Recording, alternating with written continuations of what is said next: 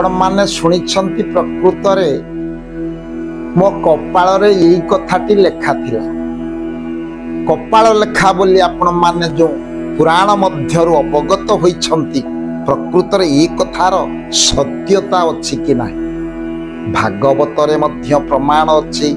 पिता माता संजोग काले बिहिजा लिखिला कपाले।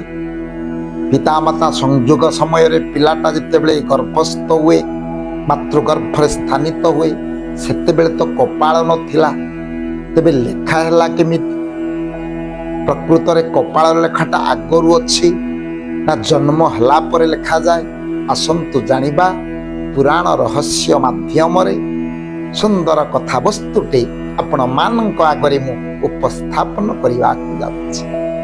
दिनकरे आज्ञा धेनु मिश्र बोली जड़े पंडित थांती, पंडित ब्राह्मण था। भोजराजंक दरबार सी प्रत्येक दिन राज दरबार जाई फेरंती। से दिन राज दरबार फेरिबा समय रे अरण्य पथ दे जिबा समय रे गोटा कृषि क्षेत पड़िला जोठी सबु चाषबास करा जाए। आपण माने जानिछंती सेई पथ दे जाऊ जाऊ देखिले गोटे बाईगण बाड़ी रे गोटे नर कपालटा आज्ञा गोटा बाड़ी रे कि टंगा है। से नर कपालटा को रखी दिया जाइछि बाड़ी रे।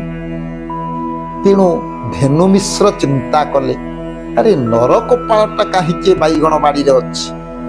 प्रकृत रे यार कोन कई दायद नथिले, पुत्र पुत्रादि बंधु बांधव थिले, यार सत्कार कर्म करि थांते, किंतु ए नर कपालटा ठारे काहे अछि? धेनु मिश्रंकर गोटे महत्व गुण तांक निकट रे थिला। से कपाल लेखा को भल भाव रे पढ़ी पारथिले। तेणु धेनु मिश्रंक मन रे संदेह जागृत हला। प्रकृत रे ई जो नर कपालटा अछि ई कपाल रे कोन लेखा हिछि मु जानि। तेणु से बाईगण बाड़ी रे धेनु मिश्र जते बेले प्रवेश कले जाई नर कपालटी को आनिले। कपाल रो लेखाटी को अनै देले धेनु मिश्र। जहा जानिले धेनु मिश्र जानि पारिले जे कपाल रे जो कथाटा लेखाई आपण जानिले आश्चर्य हेबे। प्रकृत रे ई नर कपाल रे कोन लेखा थी? आसंतु जानिबा सुंदर कथा। धेनु मिश्र भल भाव रे ताको पढ़िले। जेतेबे धेनु मिश्र पढ़िले कोन लेखा अछि सेतिरे? भोजनं जत्र पुत्रापि, भोजनं जत्र पुत्रापि, अर्थात जोठी हेले भोजन ये करिवे आंकर भोजन करिवार कोनोसी ठीक ठिकाना नाही। केतेबेले कोठी कोन मिलिले खाइबे, न मिलिले मध्य खाइबे ना। खाली एतिके नो शयनं हटमंडपे, सोइबारे मध्य आंकर स्थान निरूपण नाही। कोनोसी घरे ये स्थिर होई रहिबे ना। हटमंडपे केटी मंदिर बेढारे केतेबेले सोइबे, केटी हटमंडप रे सोइबे, केटी अन्य घर रे मध्य केटी शयन करिवे। तेणु ये कथा मध्य यांक जीवन रे कपाल रे लिखा होइछि। धेनु मिश्र या पढुछन। खाली एतिके नुहे, मरणं गोमती तीरे, यांकर मृत्यु हब गोमती नदी रे तीरे। कह बोधे ये पुण्यात्मा, पुण्यात्मा मानकर पवित्र पीठ रे मृत्यु होई थाए। तेणु धेनु मिश्र पढुचंती मरणं गोमती तीरे, गोमती नदी तीर रे यांकर मृत्यु हब। अपरे किंग भविष्यति, पुणी लेखा अछि अपरे किंग भविष्यति। धेनु मिश्र आश्चर्य हले। कहले लोक ये संसार जन्म ग्रहण करी मृत्यु मुखरे पड़िले तो काम सरिला, मृत्यु हेई गला। तबे अपरे किंग भविष्यति, मृत्यु परे मध्य यार प्रकृत रे भोगटा शेष होई न थाए बा जो कर्मफल भोगिबार थाए से भोगिबा मध्य मृत्यु परे रही जाए। आश्चर्य हेले धेनु मिश्र। अपरे किंग भविष्यति, आहुरी किछि भोग करिवार कथा मध्य कपाल रे अछि, तेबे आर तो मृत्यु होई जाइछि, ए कथा केमिति संभव हबो? धेनु मिश्रंक मन रे ए कथा संदेह जागृत है। तेणु धेनु मिश्र कण कले ए कथा को जानिबा पई से नर कपालटी को नै निज बेग रे रखी घर को नै करी गले। जेतेबेले धेनु मिश्र घर को नेले गोटे गृह रे कपाट बंद करी से नर कपालटी को गुडा खटुली ऊपर रखी सिंदूर देई धूप दीप नैवेद्य देई ताको पूजा उपचार गंगा जल छिंचन करी पूजा कले धेनु मिश्र। से गृह मध्य रखिले जे मु जानिबी प्रकृत रे अपरे किंग भविष्यति। ये कथाटा मृत्यु परे मध्य तार जो भोग करने कथा बा कर्मफल भोगिबा कथा पूर्व जन्मर कर्मफल से केमिति बा भोग करि पारि। इमिति किछि दिन पूजा करि चलले धेनु मिश्र राज दरबार को जिते बेले जाती से गृहटा को बंद कर देकी जाती।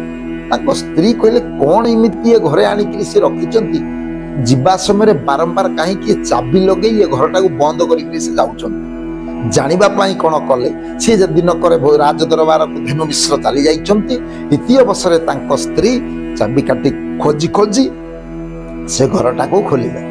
घरटा को जेतले खोली देले देखिले गोटा खटुली उपरे सेही नर कपाल टिकी थुआइछि सेति सिंदूर चंदन दिया जाइछि एवं पूजा उपचार सब सजाग करा जाइछि। आश्चर्य हल धेनु मिश्रंकर पत्नी चिंता कले कहले ह ये गुणी गारडी पुणी आरंभ कले ये तो पंडित भाव रे सभा पंडित भाव रे जाउतले पुणी आकु बोधे गुणी गारडी पुणी आरंभ कले। केते लोकंकर ये घर भांगिबे ये तंत्र साधना करूचंती केते लोकंकर सर्वनाश करिवे को पुओ झियो को सब की मंत्रणा देबे। तेणु ये ब्राह्मणी कण कले धेनु मिश्रंकर पत्नी कण कले कले ये कथा केबे मु करई देबे। तेणु से कपाळटी को आनी ताकू ढिंकी रे प्रथमे आज्ञा कुटी भल भाव रे ढिंकी रे सीटा गुंड हो गला परे ताकू शिळे रे नै कि आज्ञा प्लेन करी भल भाव रे ताकू बाटी देला परे ताकू ये धेनु मिश्रंकर पत्नी कण कले नै पाइखाना टांकी रे पकई। आश्चर्य कथा धेनु मिश्र जानी नाहंती तांको पत्नी ये कथा करि सारिचंती। किछि समय परे धेनु मिश्र से दिन राज दरबार फेरी आसीचंती। आसी जो घरटे खोली देइचंती देखिले कपाळ स्थिति अछि कि नाही खोली देला कणी देखिले कपाळटी नाही नर कपाळटी नाही। तांको पत्नी की तांको स्त्री की पचारले हई हे मु जो नर कपाळटी ठियाणी रखिथिली ये नर कपाळटी कुआडे गल ना तमे भल काम करूछ कि जहा तो पंडित कर्म कल जहा शास्त्र पुराण अध्ययन कल सी कर्म रे राज दरबार रे स्थानित होइछ सभा पंडा हिसाब रे। तेणु तमे आज ये नर कपाळ पाणी पी तंत्र विद्या रे लागी पड़िछ कहार केते सर्वनाश करिवो केते लोक आपन को निंदा करिवे ये कथा केबे मु करई देबी।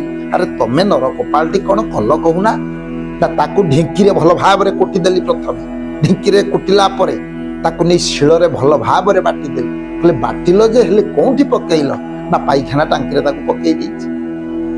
एइटी धेनु मिश्र बुझी गले ललाटे लिखित धाता नियत कर्म न जायते। ललाट रे जहा लेखा अछि कपाळ रे जोंटा लेखा अछि जेते प्रकार हेले मध्य ताकू ये संसार रे खंडन करिवार शक्ति कार नाही। निश्चित भाव रे जहा भोगिबार कथा पूर्व विपाक कर्म फले निश्चित ताकू जदि से कर्म भोग होई नाही निश्चित भाव रे भोगिबा को पड़ी। तेणु कर कुष्ठी कपाळ बोली आपण कहंती हस्त रेखा विचार करी पंडित माने सब उपस्थापन करती आपनकर भविष्यवाणी दियंती।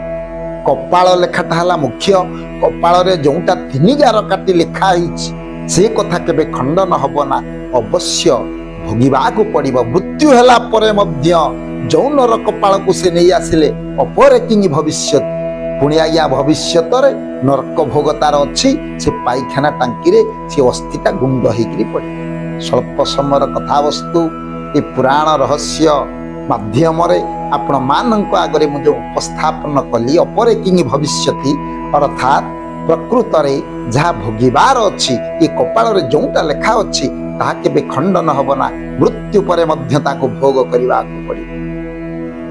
तेणु स्वल्प समय कथा वस्तु मैं विश्राम दउछि। परवर्ती अध्याय रे आउ गुटे सुंदर कथा वस्तु नै आपण मानक आगरे मु उपस्थापन करी।